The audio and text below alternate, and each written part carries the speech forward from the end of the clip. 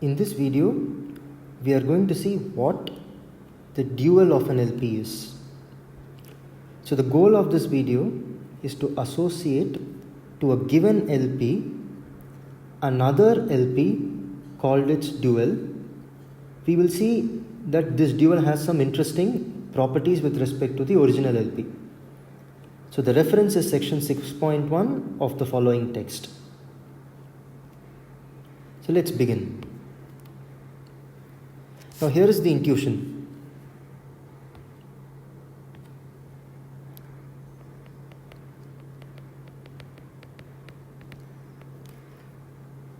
I am taking an example from the text. Consider this LP where you are maximizing 2x1 plus 3x2 subject to 4x1 plus 8x2 2x1 plus x2 is 3 and 3x1 plus 2x2 is at most 4, and we are also given that x1 x2 is bigger than or equal to 0. Now note that if I look at the feasible region of this LP and I take, say, a point x1 prime comma x2 prime,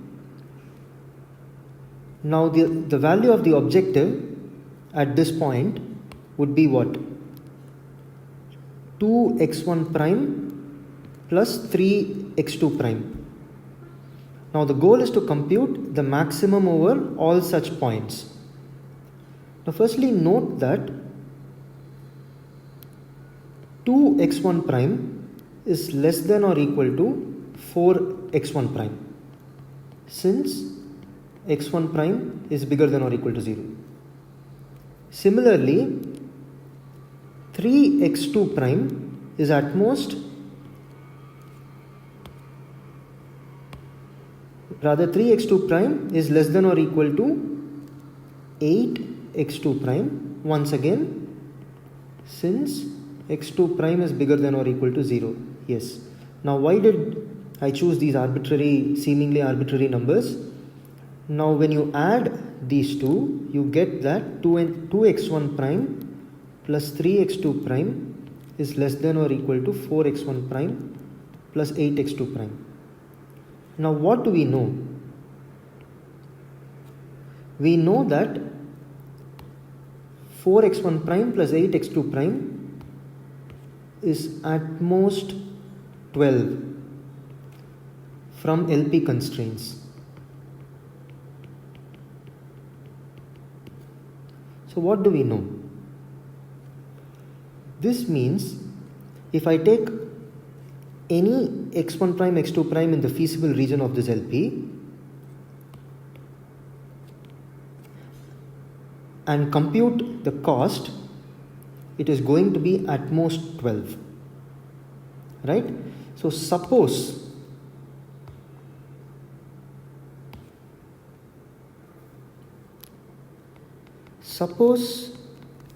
gamma is the optimum of the above LP. What we have is that, so gamma is here, gamma is at most 12. Okay, now we can do a little bit better. Consider this inequality once again. Now see that if I divide this by 2, what do I get? We get that 2x1 plus 4x2 is at most 6. Now clearly the cost function is at most 2x1 plus 4x2. So the cost 2x1 plus 3x2 is going to be at most 6. So this gives us yet another upper bound for gamma, which is 6. Now one can do even better than this. Let's see. Now suppose we add these two together. What do we get? We get 6x1 plus 9x2 is at most 15. Now look at 1/3 of this, which is 2x1 plus 3x2. Okay, and on this side we get 5.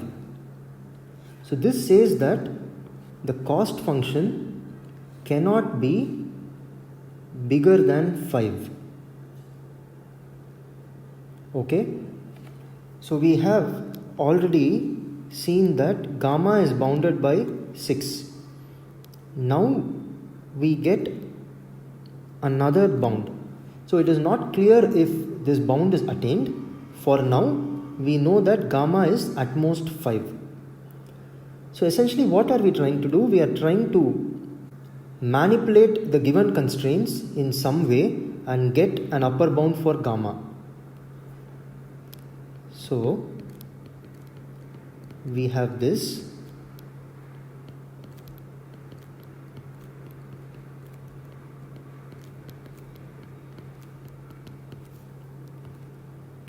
We want to multiply each of the inequalities by some positive value. Why positive? Because this is an inequality. If I multiply it by a negative number, the sign will change. So what do we want to do? So once we have multiplied these by y1, y2, y3, what do we get? And suppose we add them, we get the coefficient of x1 as 4y1 plus 2y2 plus 3y3, and the coefficient of x2 is 8y1 plus y2 plus 2y3, and this is at most 12y1 plus 3y2 plus 4y3. Now in the previous, in this case, y1 was 1 by 3, y2 was 1 by 3 and y3 was 0. And on the right hand side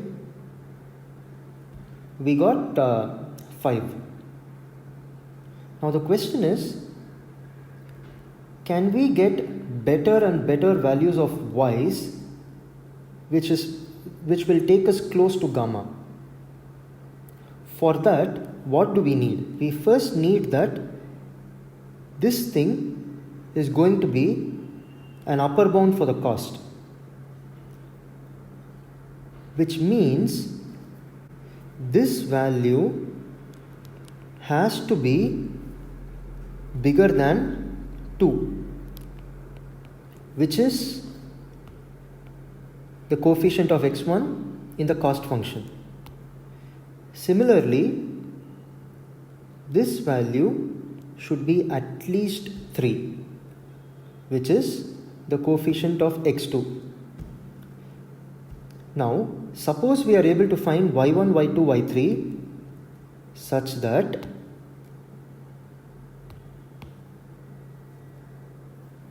these two inequalities are true. That is 4y1 plus 2y2 plus 3y3 is bigger than or equal to 2, and 8y1 plus y2 plus 2y3 is bigger than or equal to 3. Suppose we have additionally y1, y2, y3 should be bigger than or equal to 0. Suppose we have values y1, y2, y3 that satisfy these equations. We know that this thing will be an upper bound. 12y1 plus 3y2 plus 4y3 will be an upper bound for gamma. Now the question is, so in the sense it's going to be somewhere close to gamma. Now we want to find y's such that this is minimized. So I will put an objective, minimize 12y1 plus 3y2 plus 4y3. Now this thing will be called the dual of the LP that we started with.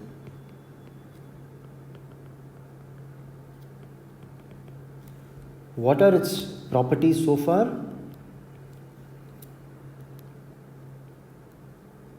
Intuitively, optimum of dual is bigger than or equal to optimum of original LP. Okay, so now let me summarize.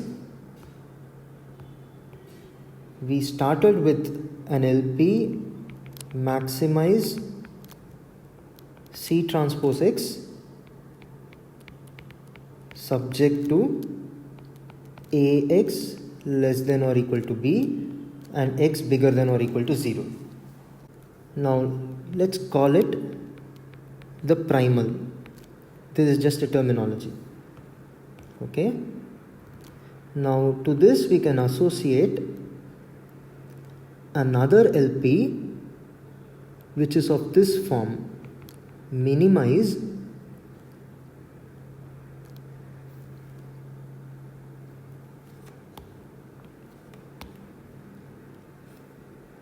B transpose Y subject to A transpose Y bigger than or equal to C with Y bigger than or equal to 0. So how did we get that? You take a moment to look at this. So the original LP looked like this. So this was A. And you had, this was M cross N. And you had n variables. So and these were the coefficients. So this times this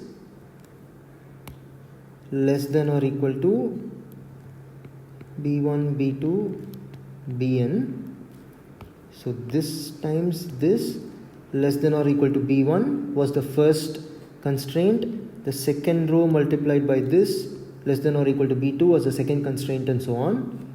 So what we tried to do is we multiplied the first constraint with y1, second with y2, and so on, and then we were looking at the coefficient of x1 and compared it to the cost c1 x1 plus c2 x2 plus cn xn. So we looked at this sum and compared it with this. Now what is this? This is the first column of A, and then the second column of A multiplied with the corresponding y's was compared with C2. So this is how we got a set of constraints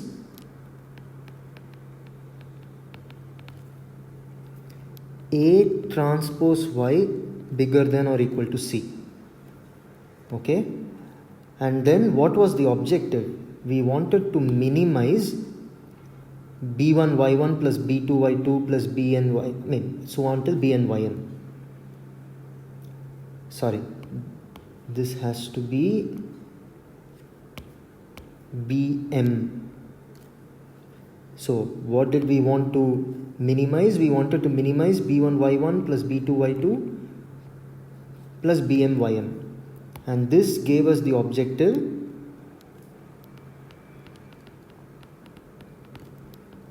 minimize B transpose Y. And we have to remember that we required all the y's to be bigger than or equal to 0. This is a very important constraint that should not be forgotten. Okay, so the LP that we got this way will be called the dual. Okay, now that we know what the dual of an LP is, we will see what are some interesting properties. So this leads us to what is known as the weak duality theorem and the strong duality theorem. Let me just state them.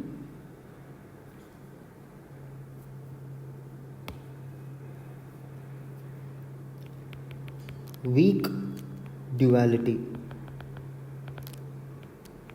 So this is proposition 6.1.1 in the text. So what does it say? So I give you the primal. I am going to describe it pictorially. So here is the primal.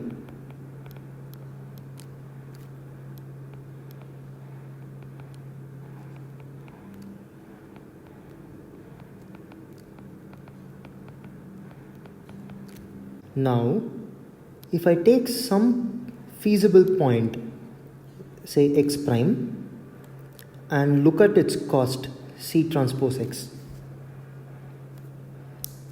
Now consider the dual. This will be minimize B transpose Y subject to A transpose Y bigger than C, Y bigger than or equal to 0. Now let me take a point Y, which is feasible solution of the dual, and look at B transpose Y. Now from the intuition that we just saw, this has to be bigger than this for every x prime y prime such that x prime is a feasible solution of primal and y prime is a feasible solution of dual. This is exactly what weak duality says. If you take a feasible solution of primal and if you take the feasible solution of dual and compute the corresponding costs, the dual cost will be at least the primal cost. So this is in some sense by construction, because we chose y's such that the coefficient of x1 is at least c1, the coefficient of x2 is at least c2, and so on. And then this was giving us the right hand side, which is going to be an upper bound on this value. So you can take a moment to verify this. Now what does this give us?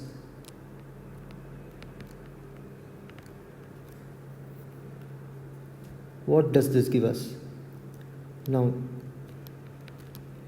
if primal is unbounded, dual is infeasible, because if dual was feasible, there should be some point and some cost corresponding to it, and every primal solution will have cost below this. This contradicts the fact that the primal is unbounded. Okay? Now suppose I claim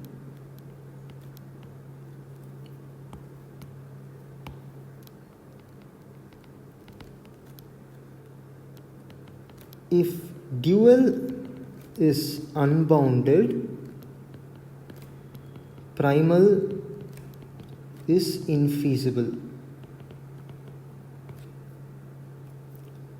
Question.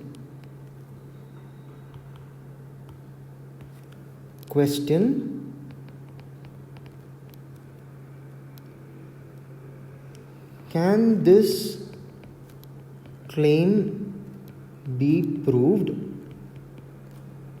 using the above weak duality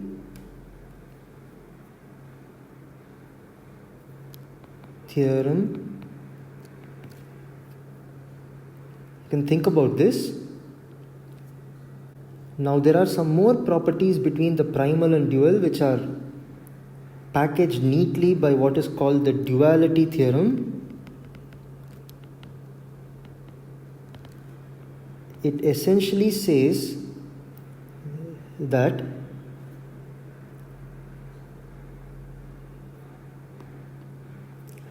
this bounding, where is the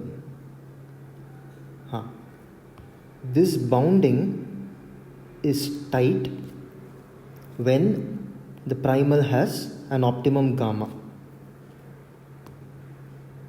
Essentially, if gamma is the primal optimum, gamma is also the dual optimum. So the dual guards the primal tightly from above.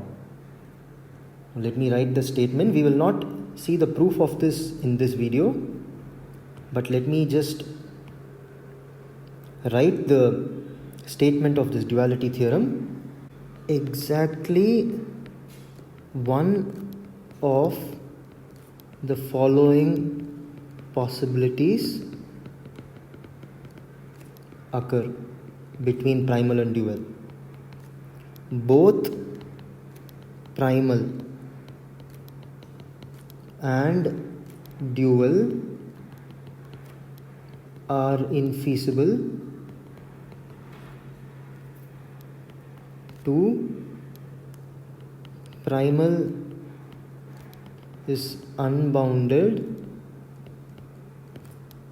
dual is infeasible. Primal is infeasible, dual is unbounded. Finally, both primal and dual have an optimum. In this case, both the optima coincide.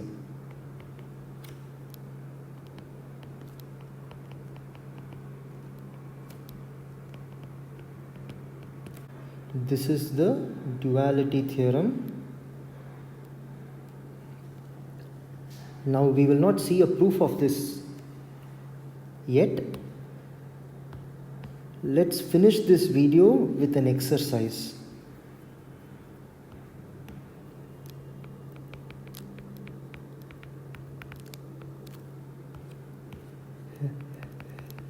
Write the dual